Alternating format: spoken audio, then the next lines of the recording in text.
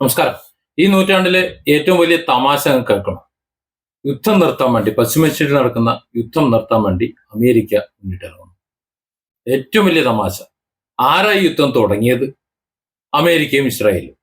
Israel അമേരിക്കയെ തെറ്റിദ്ധരിപ്പിച്ച് അല്ലെങ്കിൽ America കെണിയിൽ കുരുക്കി നേരെ ഇറക്കി. ഇതന്നല്ലേ സംഭവം. അതായത് ഇസ്രായേലിന് ഇറാനെ ഒന്ന് ഒതുക്കണം തോന്നി, അമേരിക്കയെ കൂട്ടുപിടിച്ചു. അമേരിക്ക ഇറാനെതിരെ യുദ്ധം ചെയ്തു. അങ്ങനെ തുടങ്ങി വെച്ചത് അമേരിക്ക. അങ്ങനെ ഇറാൻ തിരിച്ചടി തുടങ്ങി. ഇറാൻ തിരിച്ചടി തുടങ്ങിയപ്പോൾ ഇപ്പോൾ അവസാനം പെട്ടതുപോലെ ആയി. അങ്ങനെ പെട്ടതുപോലെ ആയപ്പോൾ അയാൾക്ക് എങ്ങനെയെങ്കിലും ഊരിപ്പോണം. നമ്മളെ ട്രംപ് തന്നെ ഊരിപ്പോണം. അപ്പൊ യുദ്ധം നിർത്താനായിട്ട് പല പദ്ധതികളുമായിട്ട് വരികയാണ്. അതായത് പശ്ചിമേഷ്യയിലെ യുദ്ധം നിർത്തി സമാധാന അന്തരീക്ഷം പുലരാൻ വേണ്ടിയിട്ട് അമേരിക്ക. ഇതല്ലേ ഭൂലോക വിറ്റ് എന്ന് പറയുന്നത്. ഇനി ഇസ്രായേൽ എന്തിനാണ് അമേരിക്ക കൂട്ടുപിടിച്ചത്? ഇസ്രായേൽ പറയുന്നത് ഞങ്ങളുടെ നിലനിൽപ്പിന് ഇറാൻ ഒരു തടസ്സമാണ്, പണി വരാൻ സാധ്യതയുണ്ട്. ഇനി ഇറാൻ എങ്ങാനും ആണവായുധം വല്ല ഉണ്ടാക്കിയിട്ട് നമ്മുടെ മണ്ടയിൽ കൊണ്ടിട്ട് കഴിഞ്ഞാൽ നമ്മളും തീരുമല്ലോ, ആകെ ചക്കക്കുരു പോലെ ഒരു ഇത്തിരി സ്ഥലമല്ലേ ഉള്ളൂ, അങ്ങ് തീർന്നു പോവല്ലോ. അതുകൊണ്ട് ട്രംപ് അണ്ണ നിങ്ങൾ വരണം, നിങ്ങൾ വന്നിട്ട് ഞങ്ങൾക്ക് വേണ്ടി നിങ്ങൾ ഇറാനെ ഒന്ന് പൂട്ടിത്തരണം, ആയത്തുള്ള ഖൊമേനിയെ ഒന്ന് തട്ടണം, അതായത് തട്ടിയിട്ട് വേറെ ഏതെങ്കിലും ഒരു ഖമേനിയെ അവിടെ നിയമിച്ച് നിങ്ങൾക്ക് നമ്മളെ ഇറാഖിൽ പണ്ട് കളിച്ച അതേ ഒരു കളിയിൽ കളിക്കണം, അതുകൊണ്ട് ഒന്ന് വരണം എന്ന് പറഞ്ഞ് പിരികേറ്റി ഇറക്കി കൊണ്ടുവന്നതാണ്. ഇപ്പോ എലിക്കണിയിൽ പെട്ടതുപോലെയാണ് നിലവിലുള്ള ഒരു അവസ്ഥ, ട്രംപിന്റെ അവസ്ഥ. അതുകൊണ്ടാണ് സമാധാന കാര്യം പറഞ്ഞുകൊണ്ട് ഇപ്പൊ പല വഴിക്ക് നോക്കുന്നത്. അതായത് ഇറാനുമായിട്ട് ചർച്ച നടത്തി വെടിനിർത്തൽ ഞങ്ങളിത് പ്രഖ്യാപിച്ചു എന്നൊക്കെ പറഞ്ഞിട്ടുണ്ട്. സത്യത്തിൽ അമേരിക്കന്റെ ചരിത്രത്തില് ഇത്രയും ദയനീയമായി നാണം കെട്ടിട്ടുള്ള മറ്റൊരു പ്രസിഡന്റ് ഉണ്ടോ എന്ന് ചോദിച്ചാൽ ഇല്ല. ആദ്യത്തെ പ്രസിഡന്റാണ്, ആദ്യത്തെ അമേരിക്കൻ പ്രസിഡന്റ് ഇങ്ങനെ നാണം കെട്ട് നാറാണക്കല്ലിളകുന്ന ഒരു പ്രസിഡന്റ്. 4 ദിവസം കൊണ്ട്, ഇനി പരമാവധി പോയാൽ 7 ദിവസം കൊണ്ട് അമേരിക്ക ഇറാന്റെ കട്ടേബോർഡ് മടക്കുമെന്ന് പറഞ്ഞുകൊണ്ട് വന്നതാണ്. ഇപ്പൊ ഏകദേശം 1 മാസം ആകുന്നു. ഈ 1 മാസം ആയപ്പോഴ് എങ്ങനെ ഇതിൽ നിന്ന് ഊരിപ്പോരാം എന്ന് ചിന്തിക്കുന്ന അമേരിക്ക ഒരൊറ്റ ആഴ്ച കഴിഞ്ഞപ്പോൾ തന്നെ സംഗതി മനസ്സിലായി, അബദ്ധം മനസ്സിലായി, ചെന്നുപെട്ടത് വലിയ കെണിയിലാണ്. പണ്ട് വിയറ്റ്നാം യുദ്ധത്തില് കരസേന അങ്ങോട്ട് അയച്ചതുപോലെ ഒരു വലിയ പെടലാണ് പെട്ടേക്കണത് എന്ന്.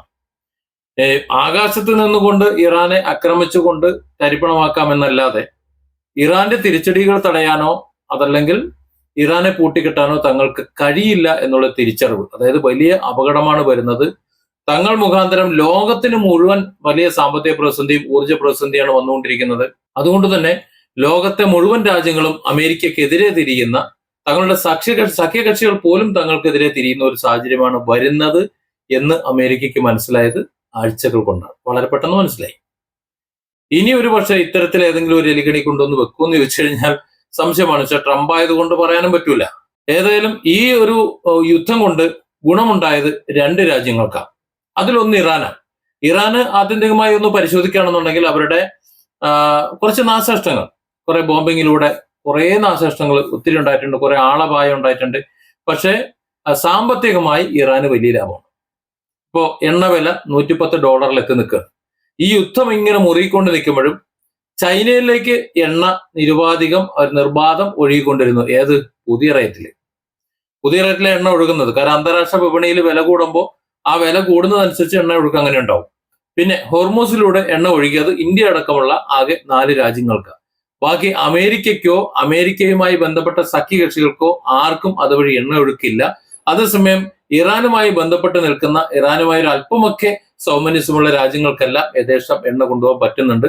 ഇന്ത്യക്കാകട്ടെ ഓരോ കപ്പൽ പോകുന്ന സമയത്തും അതിന് പ്രത്യേകം പെർമിഷൻ ഇറാൻ കൊടുക്കുന്നുമുണ്ട്. അങ്ങനെ 4 രാജ്യങ്ങൾ മാത്രം സുഗമമായി എണ്ണ കൊണ്ടുപോകുന്നു. ബാക്കിയുള്ള എല്ലാവരും ഗോവിന്ദ അടിച്ചിരിക്കുന്നു. അതായത് ഇറാനെ സംബന്ധിച്ചിടത്തോളം വലിയ ഒരു സാമ്പത്തിക ലാഭമാണ്. ഇനി യുദ്ധം നിന്നാലും അവിടെ കൂടെ ആലോചിക്കണമല്ലോ.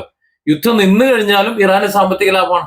കാര്യം ഇത്രയധികം എണ്ണ ഹോർമൂസ് കടലിടുക്കിലൂടെ കൊണ്ടുപോകുന്ന സമയത്ത് അമേരിക്കയും അമേരിക്കയുമായി ബന്ധപ്പെട്ട മറ്റ് രാജ്യങ്ങളും അവരുടെ സഖ്യകക്ഷികളായിട്ടുള്ള രാജ്യങ്ങളും അവരുമായിട്ട് ചേർന്ന് നിൽക്കുന്ന മുഴുവൻ രാജ്യങ്ങൾക്കും അതുവഴി എണ്ണ കൊണ്ടുപോകുന്നതിന് ഇറാൻ ലെവി ഏർപ്പെടുത്തിയാലോ എങ്ങനെ ഉണ്ടാവും?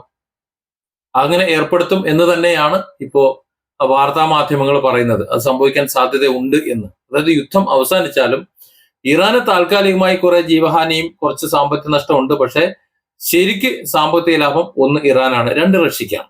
എന്നാൽ ഏറ്റവും അധികം നഷ്ടം ആർക്കാ? 2 പേർക്കാണ്. ഒന്ന് ഇസ്രായേലിനും അമേരിക്കയ്ക്കും. അമേരിക്കയെ സംബന്ധിച്ചിടത്തോളം അമേരിക്കന്റെ കാര്യം സാമ്പത്തികമായിട്ട് തകിടം മറിഞ്ഞു നിൽക്കുകയാണ്. അവരുടെ ഒരു അവസ്ഥ. രാജ്യത്ത് പണപ്പെരുപ്പം വന്നു തുടങ്ങി എന്നാണ് അവിടെ നിന്നുള്ള ചില മാധ്യമങ്ങളുടെ ഓൺലൈൻ പതിപ്പുകൾ നോക്കുമ്പോൾ നമുക്ക് മനസ്സിലാകുന്നത്.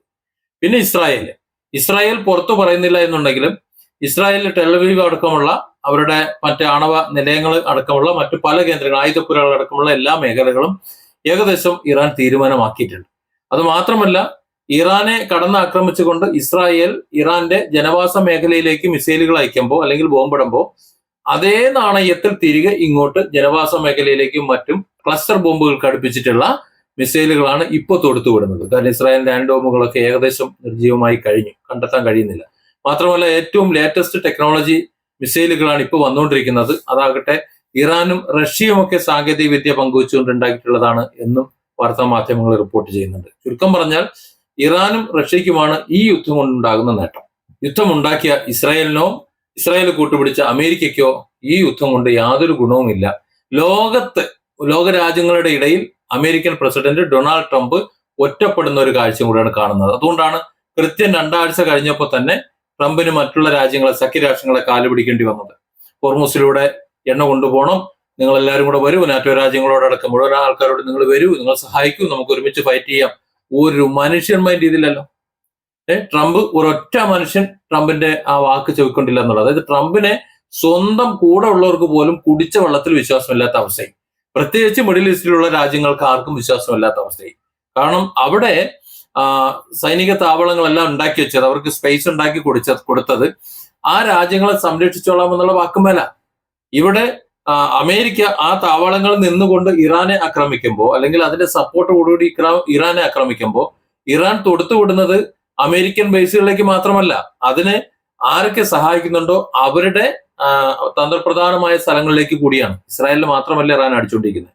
അതാണ് ഇപ്പോൾ അമേരിക്കയെ വല്ലാണ്ട് വിരളി പിടിപ്പിച്ചിട്ടുള്ളത്. കാര്യം ഒന്നും ചെയ്യാൻ പറ്റാത്തൊരവസ്ഥയായി. ഇപ്പോൾ ചരിത്രത്തിൽ ഏറ്റവും വലിയ മണ്ടത്തരങ്ങൾ കാണിച്ചിട്ടുള്ള, ഏറ്റവും അധികം പരാജിതനായിട്ടുള്ള ഒരു പ്രസിഡന്റായി, അമേരിക്കൻ പ്രസിഡന്റായി ട്രംപ് മാറുന്നത്.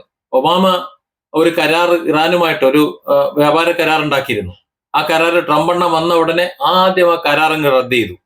എന്നിട്ട് ഇറാനുമായിട്ട് ഇറാനെ ഉപരോധിച്ചുകൊണ്ട് ശ്വാസം മുട്ടിച്ചു. എണ്ണന്റെ കച്ചവടത്തിലായാലും മറ്റു വ്യാപാരത്തിൽ അങ്ങോട്ടും ഇങ്ങോട്ടും പോകുന്ന കാര്യത്തിൽ ഇറാനെ അങ്ങോട്ട് ശ്വാസം മുട്ടിച്ചു. അതായത് ഒബാമയ്ക്ക് കാര്യം അറിയാമായിരുന്നു, ഇറാന്റെ ശക്തി അല്ലെങ്കിൽ ഇറാന്റെ കയ്യിൽ എന്തൊക്കെയോ ഉണ്ട്, അല്ലെങ്കിൽ ദീർഘകാലം ഇറാന് എല്ലാവരെയും പ്രതിരോധിച്ച് നിൽക്കാനുള്ള ശേഷി ഉണ്ട് എന്ന് അറിയാവുന്ന ഒബാമ തന്ത്രപൂർവ്വം ഇറാനുമായി ഒരു കരാർ ഉണ്ടാക്കി വെച്ചതാ. അതങ്ങനെ പോട്ടെ എന്ന് കരുതിയിട്ട് അതിനെയാണ് ഇങ്ങോട്ട് വന്നിട്ട് ഞാൻ തന്നെയാണ് വലുത്, ഞാൻ വിചാരിച്ചു കഴിഞ്ഞാൽ എന്ത് അങ്ങ് നടക്കുമെന്ന് കരുതിയിട്ട് ആ കരാറൊക്കെ അങ്ങോട്ട് റദ്ദ് ചെയ്തിട്ട് അങ്ങോട്ട് ശ്വാസം മുട്ടിച്ചത്. അതിനുവേണ്ടി ചെയ്ത കാര്യങ്ങൾ എന്ന് പറഞ്ഞാൽ വളരെ ക്രൂരമാണ്. ഇറാനിൽ നിന്ന് ആരൊക്കെ എണ്ണ വാങ്ങുന്നുണ്ടോ അവരെയൊക്കെ ഭീഷണിപ്പെടുത്തുക, അതിനെ ഭീഷണിപ്പെടുത്തിയിട്ട് അവർക്കെതിരെയൊക്കെ ഉപരോധം അങ്ങോട്ട് പുറപ്പെടുവിക്കുക. ഇല്ലെങ്കിൽ അവരുടെ കക്ഷികളായിട്ടുള്ള ബാക്കിയുള്ള സുഹൃത്ത് രാജ്യങ്ങളും അല്ലാത്തവരുമായിട്ടുള്ള അവരുമായി ഇടപാട് നടത്തുന്ന മറ്റു രാജ്യങ്ങളുണ്ടല്ലോ, ആ രാജ്യങ്ങളെ ഭീഷണിപ്പെടുത്തുക. ഇങ്ങനെ എല്ലാ മേഖലയിലും ഒരു അരക്ഷിതാവസ്ഥ ഉണ്ടാക്കി ലോകരാജ്യങ്ങളെ മുഴുവൻ ശത്രുത വിളിച്ചു വരുത്തിയ ഒരു അമേരിക്കൻ പ്രസിഡന്റാണ് ട്രംപ്. ഇറാനിൽ നിന്ന് ഏതെങ്കിലും ഒരു രാജ്യം എണ്ണ വാങ്ങിക്കഴിഞ്ഞാൽ ആ കപ്പലുകൾക്ക്, അത്തരം കപ്പലുകൾക്ക് ഉപരോധം അങ്ങോട്ട് ഏർപ്പെടുത്തുക. അതായത് ഇറാനുമായി ആരൊക്കെ ബന്ധപ്പെടുന്നുണ്ടോ അവർക്കൊക്കെ ഉപരോധം ഏർപ്പെടുത്തുക. അന്താരാഷ്ട്ര വാണിജ്യ രംഗത്തും മറ്റ് ഇടപെടൽ രംഗത്തും ആയുധ വ്യാപാര രംഗത്തും എല്ലാം, മറ്റ് യുദ്ധ സഹകരണ വ്യാപാര സഹകരണ മേഖലയിലെല്ലാം അമേരിക്ക എന്ന ആ രാജ്യം ഒറ്റപ്പെട്ട് നിൽക്കാൻ പോവുകയാണ്. അല്ലെങ്കിൽ ട്രംപിനെ പുല്ലുവില പോലും ആരും കൊടുക്കുന്നില്ല എന്ന് അദ്ദേഹത്തിന് മനസ്സിലായി. തന്നെ ആരും പുല്ലുവില പോലും കൽപ്പിക്കുന്നില്ല എന്ന് മനസ്സിലായപ്പോൾ അടുത്തൊരു തന്ത്രം, അതായത് ഇറാനിൽ കുറെ അധികം എണ്ണ ഈ യുദ്ധവുമായി ബന്ധപ്പെട്ട് അല്ലാതെയും അവിടെ കുറെ എണ്ണ കെട്ടിക്കിടക്കുന്നുണ്ട്. ആ എണ്ണയെ വിറ്റഴിക്കാൻ വേണ്ടിയിട്ട് 1 മാസത്തെ സാവകാശം. അപ്പൊ ഇന്ത്യയോട് പറഞ്ഞല്ലോ എണ്ണ വാങ്ങാം, റഷ്യയിൽ നിന്ന് എണ്ണ വാങ്ങാൻ 1 മാസത്തേക്ക് എണ്ണ വാങ്ങാൻ അനുവദിച്ചു എന്ന് പറയുന്നത് പോലെ ഇറാനോട് പറഞ്ഞു, നിങ്ങൾ 1 മാസത്തേക്ക് നിങ്ങൾ എണ്ണ വിറ്റോളൂ. എന്താ വിഷയം? ഹോർമൂസ് തുറക്കണം, എന്നിട്ട് ഹോർമൂസിലൂടെ കപ്പൽ ഫ്രീ ആയിട്ട് ഓടണം. ഇറാന്റെ എണ്ണ 1 മാസത്തേക്ക് വിൽക്കാൻ അനുവദിച്ചു കഴിഞ്ഞാൽ അത് ഹോർമൂസിലൂടെ പോയി കഴിഞ്ഞാൽ സ്വാഭാവികമായിട്ടും മറ്റു രാജ്യങ്ങളെ പോകാൻ ഹോർമൂസ് തുറന്നത് നമ്മളാണ് എന്ന എട്ടുകാലി മമ്മൂജിന്റെ പരിപാടി അവിടെ ട്രംപിന് എടുക്കാം. പക്ഷെ ഇറാൻ അവിടെ കളി മാറ്റി കളിച്ചു. ഇറാൻ പറഞ്ഞു ഞങ്ങൾക്ക് കൊടുക്കാൻ എണ്ണയൊന്നുമില്ല, അങ്ങനെ കൊടുക്കാൻ എണ്ണയില്ല, ഞങ്ങൾക്ക് ഹോർമൂസ് തുറക്കേണ്ട ആവശ്യമില്ല. അവിടെയും ട്രംപ് എണ്ണ അടഞ്ഞുപെട്ടു. ഒന്ന് ആലോചിച്ച് നോക്കൂ, ഒരു രാജ്യം തന്റെ ശത്രു രാജ്യത്തിന്മേൽ ഉപരോധം ഏർപ്പെടുത്തുന്നു, അല്ലെങ്കിൽ ശത്രുവായി കാണുന്ന രാജ്യത്തിന്മേൽ ഉപരോധം ഏർപ്പെടുത്തുന്നു. ആ രാജ്യവുമായി അങ്ങോട്ട് ചെന്ന് അടിച്ച് യുദ്ധം തുടങ്ങുന്നു. ആ രാജ്യം ഇങ്ങോട്ട് അടിക്കല്ല, അങ്ങോട്ട് ചെന്ന് ആ രാജ്യത്തെ കടന്നാക്രമിച്ച് ആ രാജ്യത്തെ ഭരണാധികാരിയെ വധിച്ച് ആ രാജ്യവുമായി വളരെ രക്തരൂക്ഷിതമായിട്ടുള്ള യുദ്ധം നടന്നുകൊണ്ടിരിക്കുന്ന സമയത്ത് ആ രാജ്യത്തിന്മേൽ പ്രയോഗിച്ചിട്ടുള്ള ഉപരോധം പിൻവലിക്കേണ്ടി വന്ന മറ്റേത് പ്രസിഡന്റ് ഉണ്ട് അമേരിക്കയിൽ? ഇത്തരത്തിൽ നാറാണക്കല്ലളകുന്ന ഒരു സാഹചര്യം വന്നപ്പോഴാണ് ഉടനെ അനുമതി 1 മാസത്തേക്ക് കൊടുക്കാൻ ഞങ്ങൾ അനുവദിച്ചിരിക്കുന്നു എന്ന് പറഞ്ഞത്. അവിടെയാണ് ഇറാൻ ചോദിച്ചത്, നിങ്ങളോട് ആരാ നിങ്ങൾക്ക് അനുമതി തരാൻ പറഞ്ഞത്? ഞങ്ങൾക്ക് നിങ്ങളുടെ അനുമതിയും ആവശ്യമില്ല, ഒരു പിണ്ണാക്കും ആവശ്യമില്ല. ഞങ്ങൾക്ക് ഇവിടെ എണ്ണ കൊടുക്കാനുമില്ല. ഈ അമേരിക്ക ഈ ട്രംപ് ഇന്ന് കാണിക്കുന്ന ഈ കുരുത്തക്കേടുകളെല്ലാം ഇറാൻ നേരത്തെ തന്നെ കണ്ടിരുന്നു. ഇറാനെ അമേരിക്ക ആക്രമിക്കുമെന്നും അല്ലെങ്കിൽ ഇസ്രായേലിനെ കൊണ്ട് ആക്രമിപ്പിക്കുമെന്നും അതിനെ പ്രതിരോധിക്കാൻ വേണ്ടി തങ്ങൾ ഒരുങ്ങിയിരിക്കണമെന്നും നേരത്തെ തന്നെ ഇറാന് മനസ്സിലായത് കൊണ്ടാണ് ഈ ഒരു യുദ്ധം എന്ന് പറയുന്നത് ഇറാൻ ഒരു ചുക്കുമല്ലാതായിരിക്കുന്നത്. ഇതിലും വലിയ ഒരു നാണം കെട്ട ഒരു അവസ്ഥ അമേരിക്കൻ പ്രസിഡന്റ് ഡൊണാൾഡ് ട്രംപിന് ഉണ്ടായിട്ടില്ല. പ്രത്യേകിച്ച് ഒരു രാജ്യത്തെ കടന്നു കയറി അവരുടെ ഭരണാധികാരിയെ വധിച്ച് അവരുമായി തീവ്ര യുദ്ധം നടത്തിക്കൊണ്ടിരിക്കുമ്പോൾ തന്നെ അതേ രാജ്യത്തിന്റെ പ്രഹരശേഷി താങ്ങാനാവാതെ അവരുടെ മേൽ ചുമത്തിയിരുന്ന വലിയ പ്രതിരോധം, ആ പ്രതിരോധം നീക്കേണ്ടി വന്ന ഗതികെട്ട ഒരു പ്രസിഡന്റ് എന്ന നിലയിൽ അമേരിക്കന്റെ ഇപ്പോഴത്തെ പ്രസിഡന്റ് ട്രംപ് എക്കാലവും ഓർക്കുമെന്ന കാര്യത്തിൽ ഒരു സംശയവും വേണ്ട. Different angles. Don't forget to subscribe and support this channel.